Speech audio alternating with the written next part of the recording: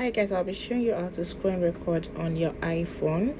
All you have to do is just go to the setting on your phone, click on the setting, and after clicking on the setting, then you will see the control center button. Click on the control center button. You can see that displayed.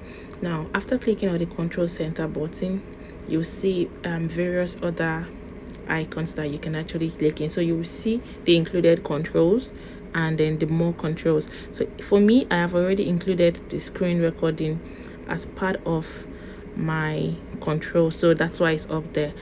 But for you, you might actually, if you've not included it, you might just see it in the more controls here, so you can just add it up there.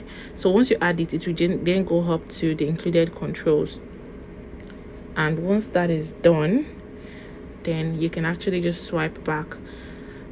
You'll see the icon where you see the display, see the screen record display down there, and then you can just click on it and start your screen record, and after that, stop it, and that's it. Yeah, easier.